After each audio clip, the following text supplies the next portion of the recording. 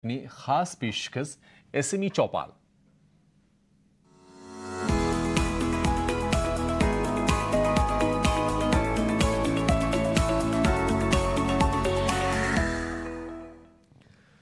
और एसएमई चौपाल में आज हम बात करेंगे सर्वोटेक पावर सिस्टम्स के मैनेजमेंट से। हमारे साथ खास बातचीत के लिए जुड़ गए हैं कंपनी के फाउंडर और एमडी रमन भाटिया। रमन जी, बहुत शुक्रिया आपका समय देने के लिए। स्वागत है आपका टीनो स्वदेश पर। सबसे पहले सर आपसे ये जानना चाहेंगे, आपकी कंपनी का नाम देखिए सुना सुना थोड़ा सा लगता है, लेकिन तमाम दर्शक होंगे शायद वो परिचित ना हो, तो एक बार जरा परिचय दीजिए। कंपनी का बैकग्राउंड क्या है, कंपनी करती क्या है, कितनी पुरानी है और कहाँ पर बेस्ड है कंपनी है?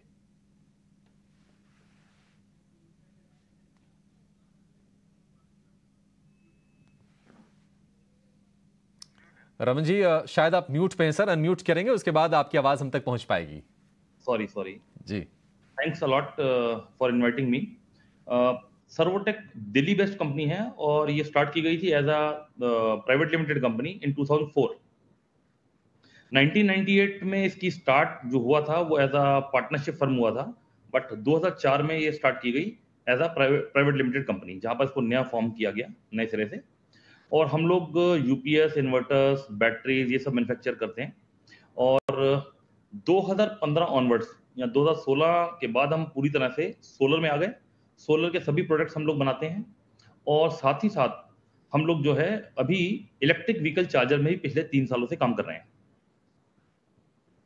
और 2017 में हम लोग लिस्टेड कंपनी बन गए और अभी सर्वोटेक जो है वो Servotech power system limited company है, जो एनएसई पे लिस्टेड कंपनी है। रमन जी, हम देख रहे हैं कि देखिए ईवी का जो ट्रेंड है ना देश में जोर पकड़ रहा है और कहते हैं जो नेक्स्ट बिग थिंग है ना वो है इलेक्ट्रिक व्हीकल।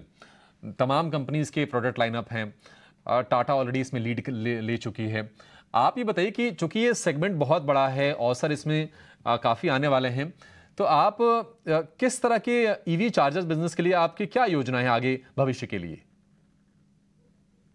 का जो बिजनेस है वो बहुत बड़ा है, क्योंकि जो गवर्नमेंट जिस तरीके से इसको इनिशिएट कर रही है और जो उनका प्लान है वो ये है कि हिंदुस्तान की रोड्स पे जितने भी व्हीकल्स चल रहे हैं पेट्रोल डीजल पे या सीएनजी पे, उसमें 30% व्हीकल शिफ्ट हो जाए इलेक्ट्रिक में। अगर मैं उसको देखूं तो उसके हिसाब से इलेक्ट्रिक व्हीकल के चार्जेस की जो डिमांड है उसका साइज लगभग 1 लाख करोड़ से ज्यादा है अगले 7-8 सालों में। इतना बड़ा मार्केट नजर आता है और इस मार्केट में बहुत सारी संभावनाएं हैं, क्योंकि अभी हम बहुत हद तक डिपेंड हैं दूसरी कंट्रीज पे। लेकिन हमारी जो तैयारी है वो ये है कि हम हिंदुस्तान में इस प्रोडक्ट को पूरी तरह से बना पाएं और इवन इसको ही नहीं बनाएं, इसमें लगने वाले हर एक पुर्जे को भी हम इंडिजिनाइज कर पाएं। और हम इस पे बहुत सीरियसली काम कर रहे हैं और बहुत शिद्दत से काम कर रहे हैं कि हम इसको पूरी तरह से हिंदुस्तानी बना पाएं। ठीक है, नहीं बढ़िया सर, शुभकामनाएं भी आपको हमारी तरफ से भी हैं। एक बार जरा आपके नतीजों की बात कर लेते हैं, क्योंकि नतीजे आपके देख रहे हैं कि लगातार इंप्रूव किए हैं। अगर हम पिछली तिमाही को छोड़ दें तो लगातार, चाहे वो आय के फ्रंट पर हो या फिर एबिटा के फ्रंट पर हो, इंप्रूवमेंट हम लगातार देख रहे हैं। आप ये बताइए सर, आपको उम्मीद है कि जो नतीजे आप अभी तक पेश करते आए हैं, क्या इसी सेम ट्रेजेक्टरी पर आप नतीजे आगे घोषित करते रहेंगे? और ये बताइए जरा कि कंपनी के विस्तार को लेकर, इसको और बड़ा स्केल देने को लेकर क्या कुछ आप एक्सपेंशन भी कर रहे हैं? जी, जहां तक बात नतीजों की है तो आपने नतीजे जो दिखाए हैं या जिस पे आप बात कर रहे हैं वो पिछले 1 साल या 2 साल के नतीजों पे बात कर रहे हैं। इसके बारे में बहुत बार डिस्कशन होता है, ऑफलाइन भी बहुत बार लोग मुझसे पूछते हैं, तो मैं उनको एक जवाब देता हूं कि जब भी कोई बिल्डिंग तैयार की जाती है तो उस बिल्डिंग की फाउंडेशन में बहुत सारी ईंटें और मसाला लगता है जो जमीन के अंदर चला जाता है, जो दिखता नहीं है। लेकिन जब उस बिल्डिंग की नींव या जिसको हम कह सकते हैं फाउंडेशन कंप्लीट हो जाती है, तो उसके ऊपर जब बिल्डिंग बनाना शुरू करते हैं तो लोग कहते हैं कि एक रात में या 10 दिन में ये पूरी बिल्डिंग खड़ी कर दी, कितनी स्पीड है इनकी। एक्चुअल में ऐसा नहीं है।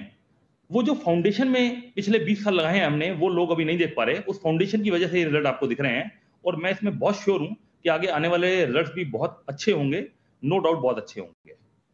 रमन जी, एक आखिरी सवाल। आपने ना ईवी चार्जर की मैन्युफैक्चरिंग के लिए यूपी सरकार के साथ एक टाई अप भी किया है, जरा इसके बारे में बताएं और ये बताएं कि इस पर आप कितना इन्वेस्टमेंट करने जा रहे हैं? ईवी चार्जर को जैसा मैंने आपको बताया कि हम लोग पूरी तरह से इंडिजिनाइज करना चाहते हैं, हिंदुस्तान में बनाना चाहते हैं, तो इसके अंदर बहुत सारे ऐसे कंपोनेंट हैं, जैसे एसी टू डीसी मॉड्यूल। इसकी टेक्नोलॉजी को लेके अभी हमने एक साइन ऑफ किया है एक आईआईटीज के साथ, और मैं नाम अभी डिस्क्लोज नहीं कर सकता। आप बहुत जल्दी देखेंगे जैसे ही हमारा एग्रीमेंट साइन हो जाएगा।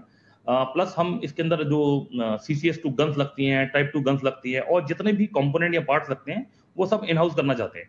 इसके लिए हमें बहुत सारी जमीन और बहुत सारी तरह की सुविधाओं की जरूरत थी, जिसके लिए यूपी गवर्नमेंट ने हमें सहयोग दिया और उन्होंने कहा कि आप आके यहाँ लगाएं।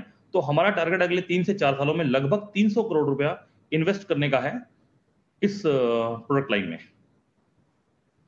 रमन जी, बहुत शुक्रिया आपका समय देने के लिए, हमसे बातचीत करने के लिए। बड़ा अच्छा लगा आपसे बातचीत करके, और वाकई अच्छा लगता है क्योंकि दरअसल हम कई बार ना बहुत बड़े बड़े जिनको सब जानते हैं उनके बारे में चर्चा करते हैं, लेकिन देश की जो ग्रोथ स्टोरी जो छुपी है ना, वो एसएमईज में छुपी है, और आप उन स्टोरीज को हमारे सामने लेकर आते हैं।